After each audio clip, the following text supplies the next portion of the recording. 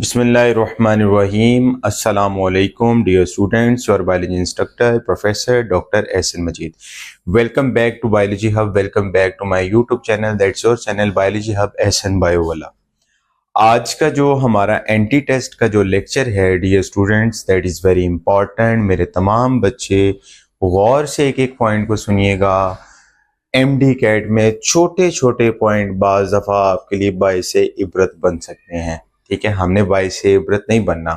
Bio के अंदर खासतौर पे सिंपल एमसीक्यूज को गलत करने के अंदर 80% बच्चे गलत लगा के आ जाते हैं। फिर आगे कहते हैं सर मैं ये लगाया था। फिर मैं आगे से कहता हूँ अब जरा इंतजार कीजिएगा, खत्म हो गया टाइम। खैर जी, तो हमारे पास टॉपिक का नेम है दैट वन इज रेस्पिरेशन। ठीक है, रेस्पिरेशन सिंपल इसको दो में क्लासीफाई मैंने किया है। That is classify into two ways. The first one is a cellular respiration and number two the organismic respiration. ठीक है, सेलुलर रेस्पिरेशन को हम कहते हैं स्टेप बाय स्टेप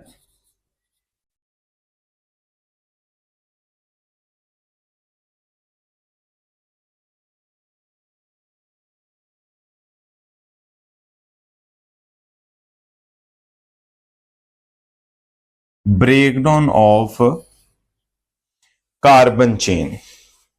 सिंपली हम सेलुलर रेस्पिरेशन में डिस्कस करते हैं। यहाँ हमारे पास ये एक और बात मैंने लिखी हुई है, वहां से मैं आपको नोट करके दिखा रहा हूं। ठीक है, कार्बन चेन का ब्रेकडाउन स्टेप होना, और ये एक that's one is a metabolic activity. ठीक है, और we can say that cellular respiration breakdown of glucose, breakdown of glucose to produce ATP। ठीक है, यानी ये आपको जो सेलुलर रेस्पिरेशन है ये ऑर्गेनिज्मिक एक रेस्पिरेशन थोड़ा साइड बाय साइड पे है, जबकि एक ऑर्गेनिज्मिक रेस्पिरेशन को हम कहते हैं जिसमें एक्सटर्नल रेस्पिरेशन आ जाती है जी, जिसको हम वेंटिलेशन कहते हैं। ये ब्लड लेवल या ब्लड के अंदर सेल लेवल्स के अंदर भी ये इसके मुख्तलिफ ऑर्गेनिज्मिक रेस्पिरेशन, ये ऑर्गेनिज्म और इन्वायरमेंट के दरमियान, ऑर्गेनिजम्स एंड इन्वायरमेंट, और after the food that is converted to different chemical processing से जो गुजरती है, so that one is included in this part, that one is a cellular respiration. ठीक है, अब रेस्पिरेशन को दो में क्लासिफाई किया जाता है कि ख्वाह वो एरोबिक हैं या ख्वाह वो एनएरोबिक हैं। दो में हम क्लासिफाई करते हैं। नंबर 1 के ऊपर हमारे पास आ जाता है एरोबिक और फिर आ जाता है एनएरोबिक जी। अब यहां पर आपने एक बात याद क्या रखनी है। ठीक है, आज मैं थोड़ा सीधे से होकर लिखता हूं। रिएक्टेंट में आपने बात क्या याद रखनी है, यहां पर हमारे पास रिएक्टेंट अगर एरोबिक देखा जाए तो यहां पर ग्लूकोज है और क्या है, ऑक्सीजन है। ठीक है, जबकि एनएरोबिक में सिर्फ और सिर्फ आपको ग्लूकोज नजर आएगा। ठीक है, कंबस्शन की बात करें तो कंबस्शन में एरोबिक जो है, this one is A complete oxidation, जबकि यहां पर होती है इनकम्प्लीट। लिखा नहीं मुझसे जा रहा है, इधर आ जाता हूं दोबारा से। ये इनकम्प्लीट होती है।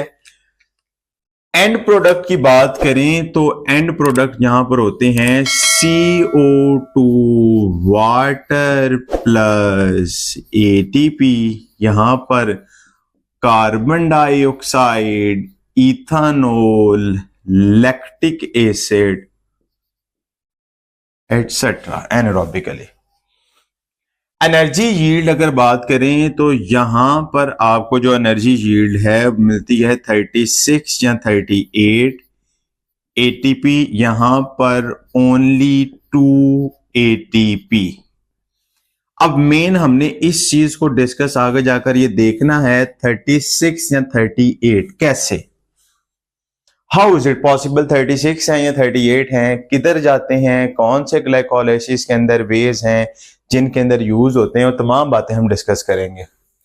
स्टेजेस में आपने एक स्टेज याद रखनी है ग्लाइकोलाइसिस, नंबर 2 पे क्रेब साइकिल, नंबर 3 पे दूसरे नंबर ऑक्सीडेशन ऑफ पायरुवेट भी लिख लीजिएगा, ठीक है, और उसके अलावा ऑक्सीडेटिव फास्फोरिलेशन, ये स्टेजेस होती हैं। जबकि इसमें 2 स्टेजेस हैं, नंबर 1 के ऊपर ग्लाइकोलाइसिस एंड नंबर 2 के ऊपर फर्मेंटेशन। लोकेशन से एमसीक्यूज पूछे जाते होते हैं, ये आपने याद रखना है। लोकेशन एरोबिक जो होती है ये साइटोसोल प्लस माइटोकॉन्ड्रिया, जबकि एनारोबिक सिर्फ और सिर्फ साइटोसोल में नजर आएगी। ठीक है, इतनी चीजों को आपने सिर्फ और सिर्फ हाईलाइट कर लेना है। अब हाईलाइट करने के बाद मेन मैं प्रोसेस की तरफ जाने लगा हूं। मैं उसको इस वजह से रेस कर रहा हूं कि मैंने लिखा तो है लेकिन वहां पर कम पड़ जाना।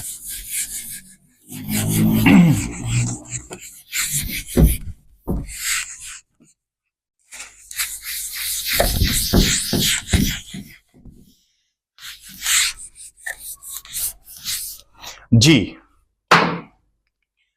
अब यहां पे देखिएगा कि ग्लाइकोलाइसिस हमने पढ़ा है ना कि ग्लाइकोलाइसिस होती है। अब यहां से इसका अब हम थोड़ा सा पोस्टमार्टम कर लें। जरा क्या करना है, पोस्टमार्टम करना है। यहां पर ये ग्लूकोज है, किस में चले गया है, पायरुवेट में। बारी बारी एमसीक्यूज को डिस्कस करते हैं ना। 2 मॉलिक्यूल ऑफ पायरुवेट हैं तो हम लिख देते हैं 2p, और इसका फार्मूला बच्चे बता देते हैं C3 क्या है, H4O6 नहीं O3, दिस वन इज। अब इस दौरान हुई क्या है, इस दौरान हुई है ऑक्सीडेशन। ऑक्सीडेशन में हम कहते हैं NAD प्लस से NADH, NAD प्लस से NADH। अब यहां से आपने एक बात ये याद कर ली, यहां पर आपने एक एंजाइम का याद रखना है जो उसको कन्वर्ट करवाता है। Which enzyme act on this? Number 1, hydrogenase, A option, B option, dehydrogenase, number 3, decarboxylase, number 4, all of these. तो यहां पर मेरी स्टूडेंट एक मुझे याद आ जाती है जिसको मैं कभी भी ऑप्शन देता था, वो कहती थी ऑल ऑफ दीज। तो ऑल ऑफ दीज हमेशा ऑप्शन आपने ऐसी रख के ना, जब भी कभी कभार बोर्ड में कह रहा हूं, जब आए एंटी टेस्ट में ऑल ऑफ दीज लगाने के बाद सोचिएगा ना, ये हमेशा फिर इस तरह की ऑप्शन गलत होती है, याद रखिएगा। डीकार्बोक्सिलेज ऑक्सीडेशन में कार्बन डाइऑक्साइड रिमूवर आपको नजर ही नहीं आ रही, हाइड्रोजनेज भी नहीं है। खैर इसके अंदर इन्वॉल्वमेंट हाइड्रोजन रिमूवल किया है, डी का मतलब है रिमूवल। मैंने डायरेक्टली इसे बता दिया है कि ये डीहाइड्रोजनेज आएगा। ठीक है, अच्छा जी। अब इसको हमने कहा कि लाइक फॉर एग्जांपल ये पायरुवेट 3 तरह से अपने आप को डाइवर्जन में जा सकता है। नंबर फर्स्ट में वो एरोबिक रेस्पिरेशन, या जिसमें हम कहेंगे कि ऑक्सीडेशन होती है। और जो दोनों वे होंगे एनएरोबिक रेस्पिरेशन, एनएरोबिक रेस्पिरेशन। ठीक है, अब वो जो एनएरोबिक रेस्पिरेशन की बात कर रहा है, वो एनएरोबिक रेस्पिरेशन यहां पर होती है रिडक्शन। ये भी आपने एमसीक्यू याद रखना है कि एरोबिकली क्या है और एनारोबिकली क्या है। अब यहां से एनारोबिक रेस्पिरेशन हुई और एनारोबिक रेस्पिरेशन से यहां पर क्या फॉर्मेशन होती है भी याद रखिएगा, एसिटाइल कोए, एसिटाइल कोए बनेगा। ठीक है, एक यहां पर रिडक्शन होगी और रिडक्शन के अंदर वो फॉर्मेशन में जा सकता है anaerobically lactic acid, lactic acid fermentation. ठीक है जी, यहां से अब वो अपने आप को ब्रेक कर सकता है, यहां से कार्बन डाइऑक्साइड रिमूव होगी, कन्वर्ट होके चले जाएगा एसिटल्डिहाइड, और एसिटल्डिहाइड से अगेन फॉर्मेशन हो जाती है इथानॉल, इथानॉल फॉर्मेशन, और C2H5OH, लैक्टिक एसिड C3H6O3, दो मॉलिक्यूल्स के और यहां पर कार्बन डाइऑक्साइड में रिमूव होगी। अब पेपर में आपसे नम्स में क्वेश्चन आया हुआ है, वो स्टेटमेंट कुछ ऐसी आई थी, स्टेटमेंट थी पायरुवेट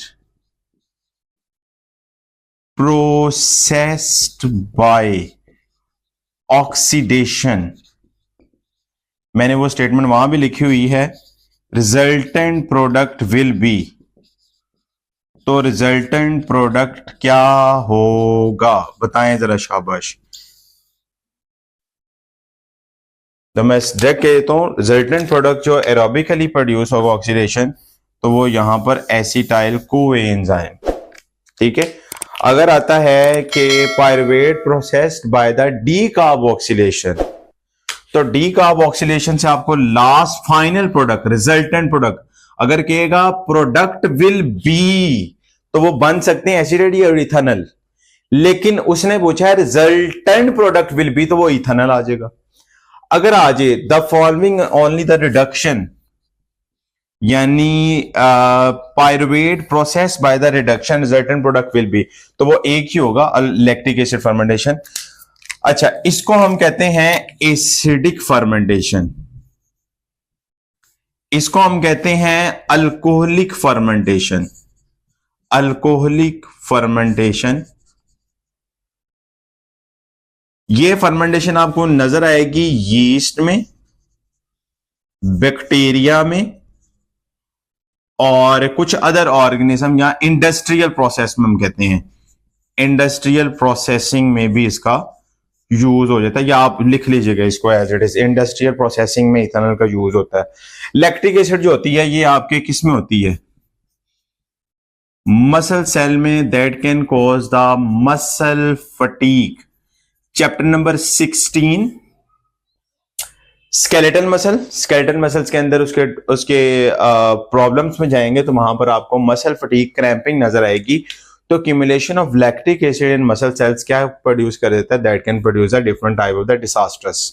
ठीक है, तो आज के लेक्चर में आपने रेस्पिरेशन, जिसमें आपने सेल लेवल पे रेस्पिरेशन, कितने एटीपी होते हैं, कितनी एनर्जी यूज होती है, पेपर में क्वेश्चन इस टॉपिक में से एक आधा एमसीक्यू जरूर बन सकता है, लाइक फॉर एग्जांपल ग्लाइकोलिसिस के ऊपर बन सकता है, एरोबिक एनारोबिक पे एमसीक्यूज बन सकता है, इधर से मल्टीपल एमसीक्यूज बन सकते हैं। तो आपने मेरे बच्चों एक एक एमसीक्यूज 3 स्टेटमेंट में लिखवाई है, pyruvate process bye oxidation resultant, ये मैं यही 3 स्टेटमेंट डिस्क्रिप्शन में दे दूंगा, वो डिस्क्रिप्शन से आपने नोट कर लेना है। इसके अलावा जो मल्टीपल एमसीक्यूज होंगे वो आपको डिस्क्रिप्शन में मिल जाएंगे, उसको जरूर वॉच किया करें, डिस्क्रिप्शन आपके लिए नेसेसरी है।